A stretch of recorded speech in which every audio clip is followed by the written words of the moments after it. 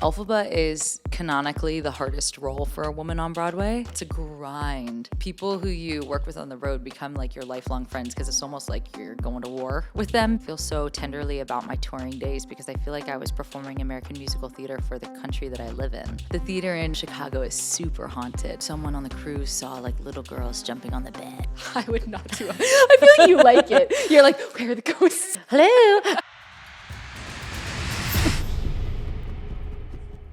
What is up, guys? We got Mary Kate Morrissey on Post Run High today. What's up? For those listening, Mary Kate is a Broadway actress. She is the Elphaba on Broadway. I'm so excited to sit down with Mary Kate today because she's iconic.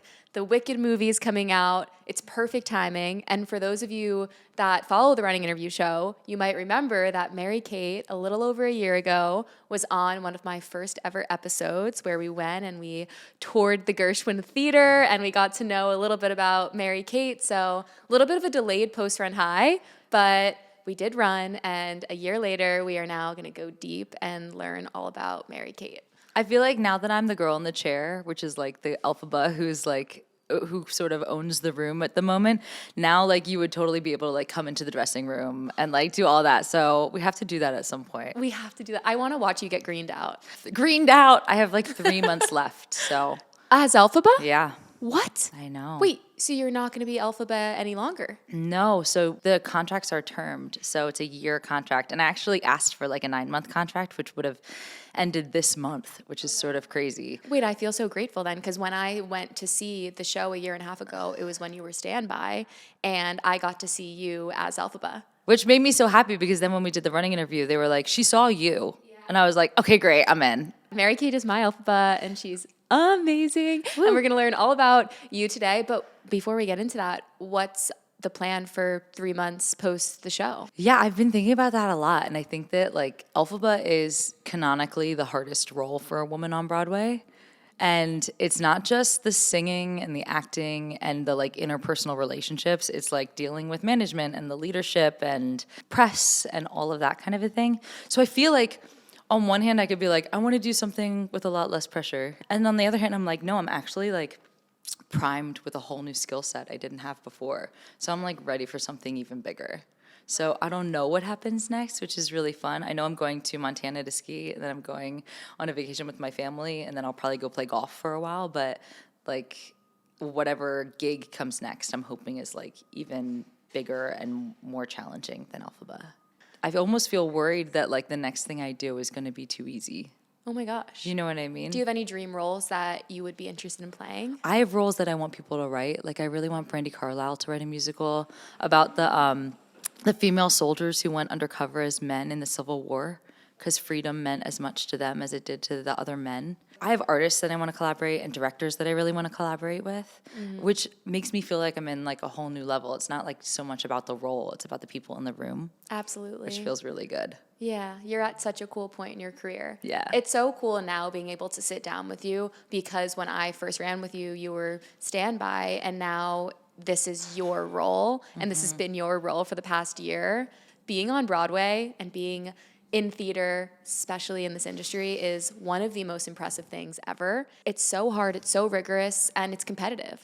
But I want you to bring us back to the beginning. Tell us a little bit about where you grew up. I grew up in the suburbs of Pennsylvania, in like a very normal household. Both of my parents work full time, and I went to Catholic school and did the play and played sports and did the whole thing. And it was really the only thing I was ever good at, but it was also the thing that had the most value in my household was the theater. arts. And it's because like my grandparents were off the boat from Ireland, and my grandfather used to sing on the Irish radio in Philadelphia.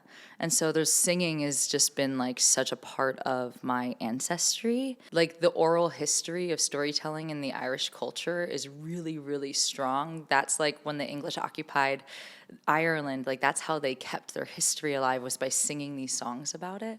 And so my parents know these songs and I know the songs, and so you know, you'd be like a little kid and you'd be able to stay up for an extra hour if you could like sing an Irish song. So like it had so much value that I was taught at a really young age that there was value in singing and in the arts. Yeah. That like makes my heart so happy just knowing that that's like at your roots. Yeah. You're a singer. What was your favorite Irish song growing up? Do you remember? Like mine is the Molly Malone. Malali. I liked So that one that's like, I tell me ma when I go home, the boys will leave the girls alone. That was like my favorite one. My grandfather's favorite was The Fields of Athenry, so that's the one that I ended up singing a lot. Yeah, and I always think about how like my dad was the first to go to college in his family. And they were all so poor. Like my grandfather worked at the Acme, did the night shift, and there was like that's sort of even when he went to college, my grandfather was like, "No, you have a good gig. Like you are working at the Acme, you have a job. Like stay here." So there was sort of this push of the American dream, and then I shot out and wanted to be an artist, and finally there was like enough money to push me forward. Yeah, so I just think like I have a responsibility to like my lineage to like really go after it. Yeah, and you're making them all so proud and so happy, and you already have done so much. So it's so cool to know that. I'm curious, when you were in high school and even middle school, were you always in the school plays and doing musical theater? Always. I was like that, like, you know how like the Mean Girls like separate all the tables out? I was like weird band freak, weird like theater kid. Like that was, but I was like the queen of the theater kid. So it was like not so hard for me. I didn't feel like super bullied or anything like that in that way. I love the Mean Girls analogy too, considering you were also in Mean Girls, So just like pulling from what I know. So we did like Evita and Les Mis. Les Mis is one of my favorite musicals and plays. I wanted to play Fantine and Eponine so bad, and I wanted them to double cast me in it, and I was like crushed when they were like, "No, we're gonna give you one part and someone else another part," because there were 130 kids who tried out, and I was like, "That doesn't make any sense. Like what?" I'm obsessed. My mom was like, "You were cruel. You were cruel." What was your favorite play to perform in when you were growing up? I remember Les Mis being really special because like the cast was so good, and then I remember we did Into the Woods at like a summer stock, not a summer stock, as like a summer stage, Westchester Summer Stage Theater. So in the summer, you were at theater camps also. So it's like theater was your sport. Yeah. And then you went on to Syracuse and you were in the performing arts program there, right? Yeah, I went to school for musical theater at Syracuse. And for anybody listening, like that is it's a great school. Yeah. It's like the best part about Syracuse's program though is that your very last semester you can do a semester abroad, but it's an immersive semester in New York City. So they take like their senior class and they plant them in New York, and you like one of your classes is to go see 2 shows a week on Broadway and then come in on Friday and learn how to talk about theater. And that like prepared me, I think, to be a theater artist and in the community because I had seen so much and I had started to know people and started to think that that's the smartest thing Syracuse does. Was there anything that was challenging when you got to Syracuse that you were like, okay, we're entering like a whole new ballpark of theater? I think that Syracuse taught me how to act, whereas like I feel like I always knew how to sing. Syracuse's acting program is really good, and the musical theater students and the acting students take class together. So there's like a different sort of pressure on the work that you have to present and an expectation from them to be like, don't be the stupid musical theater actor, like show up and learn how to act. And I was friends with a lot of the actors, and I think that that was like the best thing ever, to just have the expectation that you have to be good and do your work and investigate the text and do all that sort of stuff and not just rely on your singing. Was being on Broadway always your goal? Yes, always. Yeah, always. But it took me a long time to get there because I toured for so long. I toured for like 10 years. And for anybody listening, let's explain what it means to tour. Touring with a Broadway National Touring Company is doing like the same show that you would see on Broadway with the same creative team, but a brand new cast and the same costumes, but you're setting up in a different city it could be 1 or 2 weeks, or it could be 6 or 8 weeks. Like we sat down in Toronto for I think 8 weeks, and that was unreal because it felt like I was living there. Or we sat down in Chicago for 6 weeks. I've played Chicago I think 3 times. So I've played all these, I think I've played like, God, I counted them up. I think I've played 80 or 90 cities in the States. So you go around and then you do the show for that certain amount of weeks, and then they pack everything up. You pack your life up and you move on to the next city. It's kind of like the circus. It's a grind. It's a grind. And people who you work with on the road become like your lifelong friends because it's almost like you're going to war with them because it's like you against American Airlines, or it's you against whatever the obstacle is that day. You against American Airlines, like, literally. Like literally don't break my guitar, right? That kind of thing. Right. So And what shows did you perform in when you were touring? I started with Hair in 2013, which I went to like a cattle call with. Like you'll see online if you're like on Musical Theater Talk right now, like the open call sort of thing. That's like an age-old problem. Like I remember getting to, I think it was Ripley Greer Studios at like 4 a.m. to sit my ass on a trash bag on the ground because we didn't want to sit right on the sidewalk, bundled up, wait until the doors open to put our names on a list, and then come back and sing like 12 bars or something like that. Like it was crazy. What do you mean when you say 12 bars? So like in like a sheet of music, it'll see the green. You'll see like it'll be like bar, bar, bar, bar, bar. So a certain amount of bars correlates to like a certain amount of seconds usually, and usually a bar count is 4/4. So it'll be 1, 2, 3, 4. When you were initially auditioning, like post-college, were you auditioning specifically to be on tour, or did you want to just go right into being like living in the city? I wanted to tour. I remember really wanting to tour because there was something like so romantic to me about seeing the country and like performing and I feel this way still. Like I feel so tenderly about my touring days because I feel like I was performing American musical theater for the country that I live in. Like it felt like a sort of patriotism that's not rooted in politicism. Like it felt like I was performing this art form that came from jazz music, came from storytelling, came from America for an American audience. Whereas like in New York, you're performing mostly for tourists. So it felt really cool to like bring the Broadway show that's being performed for tourists to cities across America for American audiences. And so many people, like myself included, growing up, only saw touring shows. Like that was the more accessible thing for theater. Are there any niche theaters that you performed at in the US that kind of stuck out to you? There are some wild theaters. I think that there's a theater in El Paso, Texas, where the ceiling is all like Starry Night. So not the painting, but like it gets dark and then it's sort of like a palazzo and then it looks like the sky. Like they have like little stars that light up. So when you're singing Defying Gravity, or the best is when I was doing Hair there and it was like the dawning of the age of Aquarius, the lights come down and it looks like you're outside. Like that I thought was so cool. So cool. That little theater in El Paso, I think it's called it begins with a P, the Palace or something like that. And then I've gotten to play the Fox in St. Louis a couple times, and that's really cool because the stairs that go up to all the dressing rooms have all murals from all the shows. And when I played with Mean Girls, I got to do one of the murals, which was really fun. So we did this huge, huge mural for them. So all of the theaters have like their own different personality, which is really, really cool. It's amazing. Yeah, and they all have their own ghosts too. So you have to like do little Ooh. things to like appease the ghosts. Wait, or- what do you mean? Yeah, they all- like the theater in Chicago is super haunted, and they would say What? that like you could see like someone on the cruise saw like little girls jumping on the bed or whatever it was. That's really spooky. It's spooky. As somebody that gets so freaked out very easily, I would not do it. I feel like you like it. You're like, where are the ghosts? Theater people, I know. Hello. Like the theater people are so superstitious, though. We're so superstitious. There are like words you're not allowed to say. There are like platitudes you're not supposed to give somebody. Like Like what? Like you're not supposed to say Macbeth in a theater, and you're not allowed to say like good luck to anyone in Right, the it's like theater. break a leg. Yeah, say break a leg. I didn't realize how serious people took that. People take it extremely seriously. Wait, I kind of love that. Yeah. What's like the trajectory of the shows that you've been on before? It was Wicked? Hair, and then I did Wicked.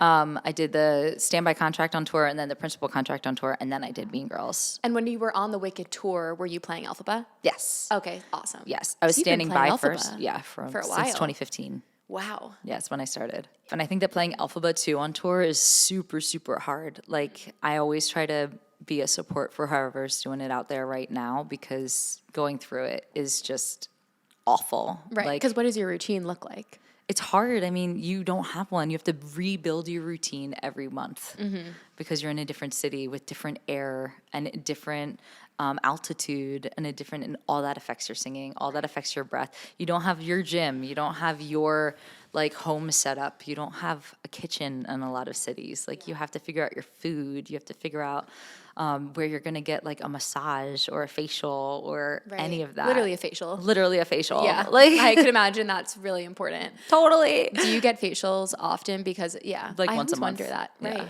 Once a month I feel like isn't even enough. Like if not I were you, enough. I'd be doing it once a week. I know, I'm just lazy though. I think I could probably go once a week, but Yeah. Yeah. So you go from touring on Broadway and all these different shows to then finally auditioning to be on Broadway in New York City. Walk me through that journey. I got a call that was like, "Are you interested?" Because they were looking for a new standby, but I think that they weren't sure that I would want to stand by again, and I was sure that I wanted to. So I was like, "Yeah, put my name in the ring." Like I would love to stand by on.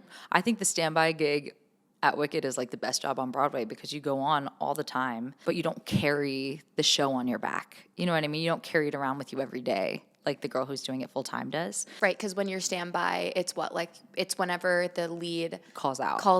And so it's on average, what, like 2 times a week? I would say it's like, depends on the Elphaba and like what's happening in her life at the time. My standby goes on, I would say once a week.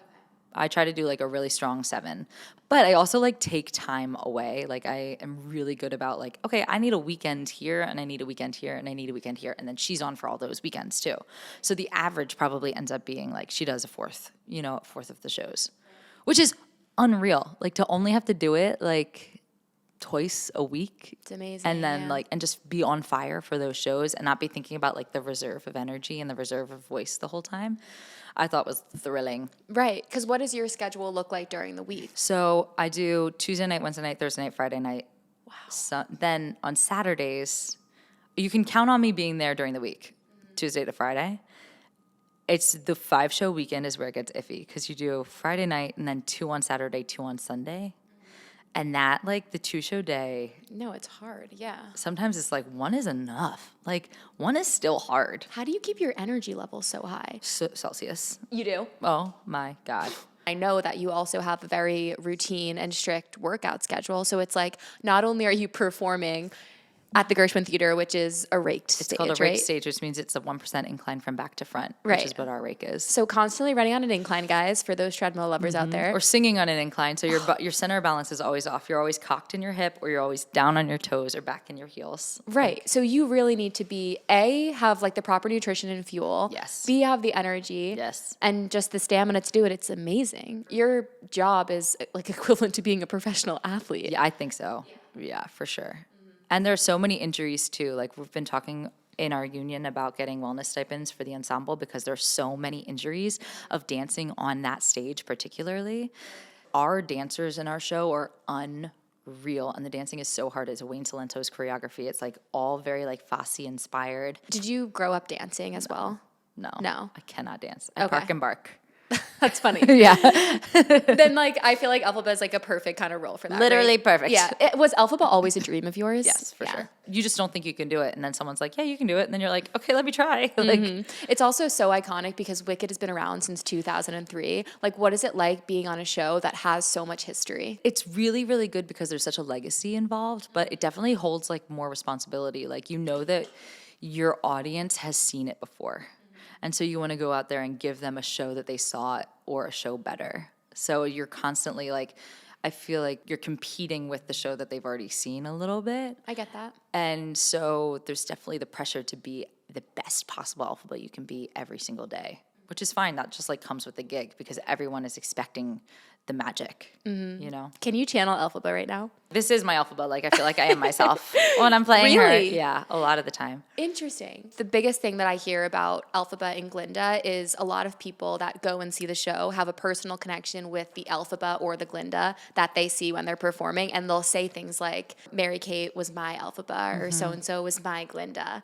Can you talk to me a little bit about that? Like, what about your Elphaba do you feel like it's different than past Elphabas? I think it's what is different is also the same. Like, all of us Elphabas bring all of us All of us Elphabas, Elphabas. all of us, and I'm the 25th girl to do it full time on Broadway. Oh, it's so cool. I feel like all 25 of us bring that little kid part of ourselves that felt like we weren't enough, felt like we were bullied, felt like we had the world against us, that so many people feel in the world. Like everybody when they were a little kid at some point felt that way.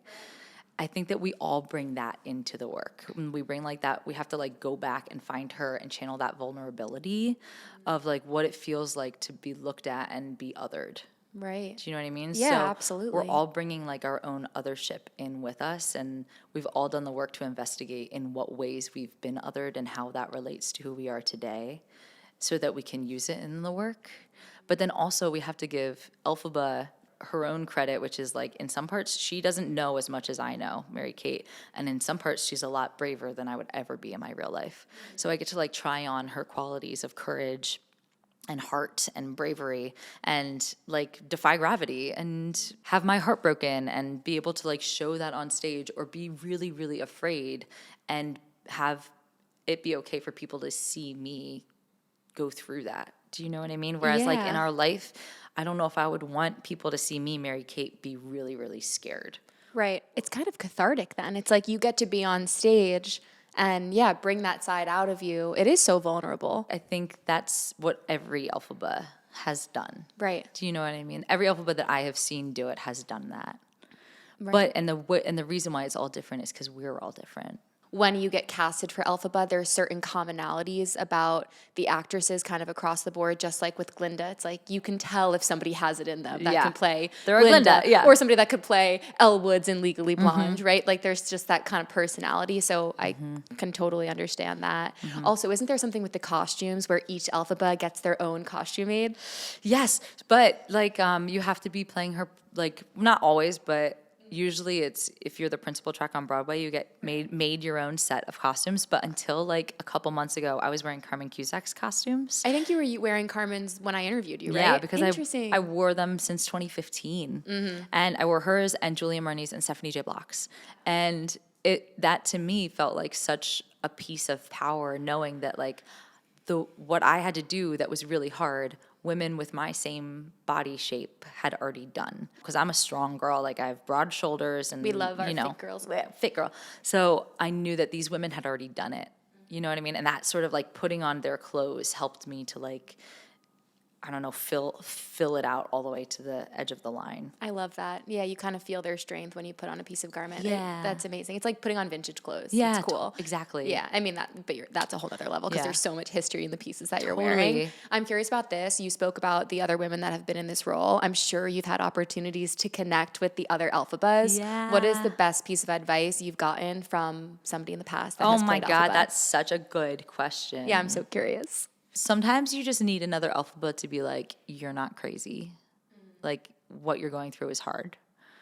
But I think two pieces of advice really stick out to me. One is from Jackie Burns, who I am obsessed with. I just think that she's awesome. She's just like an awesome human, and she's also like was such a phenomenal Elphaba.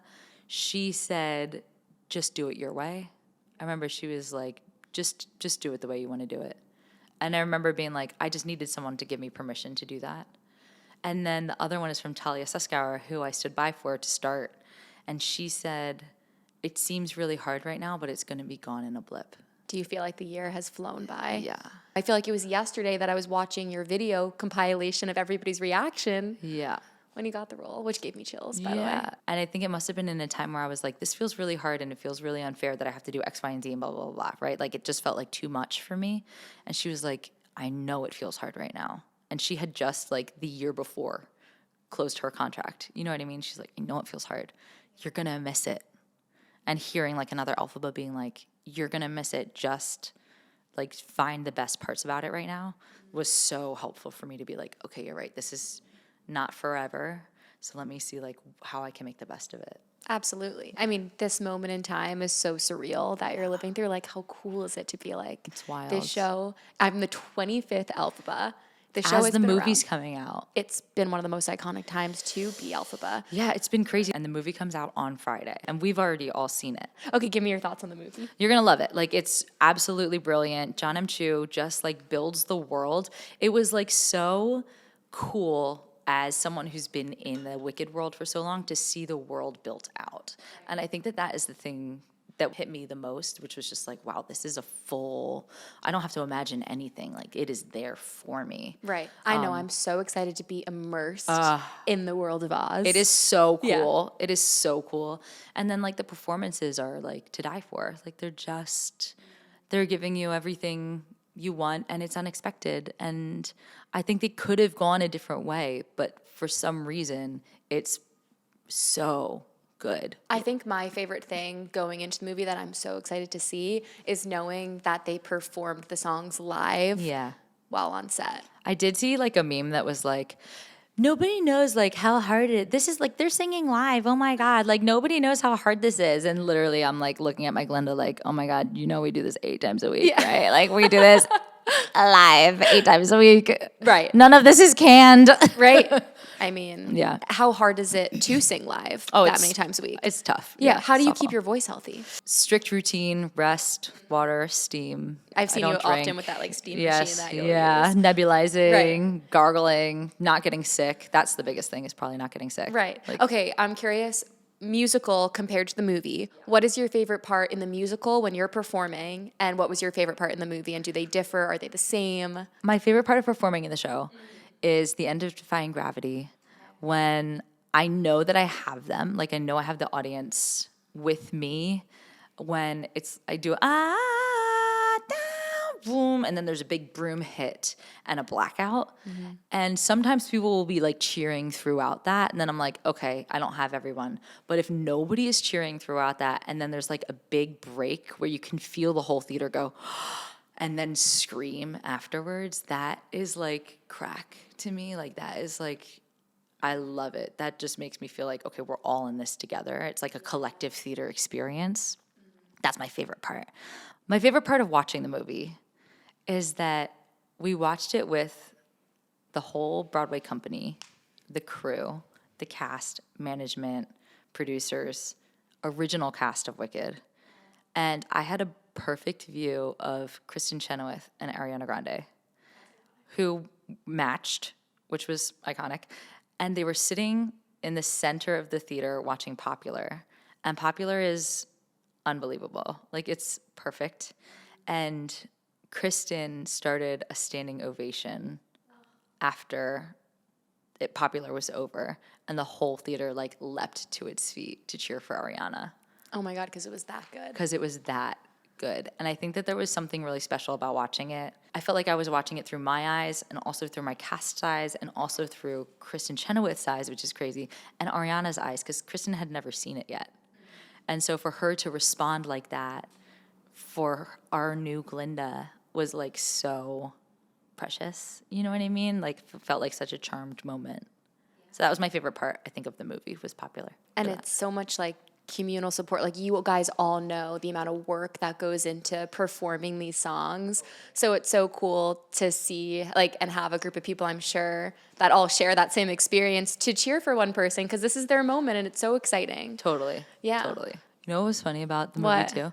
Okay, so I was like hanging out with my crew friends at the bar Yeah. at the after party. Right. And they were like, we were like running our tracks during the show. Like, we got to get this part moving because we got to get the statue down, like running their cues during the movie, which is like something I never even thought about. As somebody that's performed the show for so long and has an emotional connection to it, what is going on with everybody crying in the interviews that I keep seeing on social media? There's a lot of crying. Do you think it's just because it's such a cathartic experience to finally have it be aired, since it's been 3 years in the making? That was kind of my take on it. It's got to be that. Yeah. Like, I think that it's such a big deal for both of them. And now it's done, and they get to sort of like live in the glory. They're living in the in-between of like the glory of having completed this massive feat, but no one having seen it to say it's not good or it's not bad. So they're living in this in-between, which I think probably feels really like floating.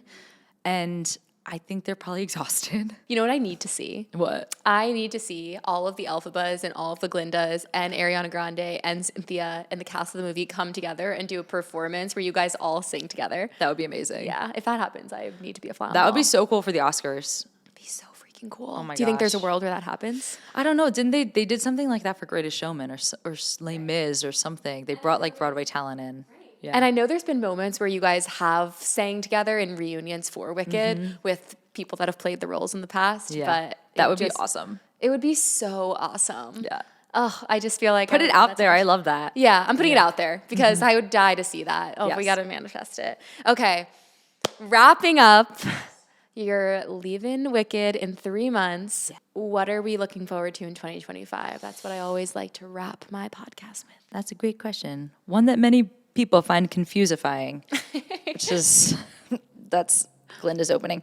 I could be happy to do something with a lot less pressure and a lot less eyes on me and a lot less heavy lifting. But at the same time, I feel like this year has given me like a whole new skill set of strength and character that I'm like primed for something even harder and heavier and bigger. It's like I have 2 roads in front of me and so I don't know what's going to happen. Yeah. I'm ready for what's next and I'm ready to leave Wicked. Like I'm ready to sort of say goodbye to the green life because of how long I've been doing it. And I feel like I did it. Like I feel like I did it and I did it well and I'm proud of the work that I'm leaving behind. And that feels like enough for me. You know what I mean? I don't feel like I need to keep doing it for forever. Well, I'm so freaking excited for you. Everybody, 3 more months with Mary Kate Morrissey as Elphaba on Wicked. Get your tickets. Yeah. Go see the show. Go see the movie. Yeah. Let us know your favorite part. And that's a wrap.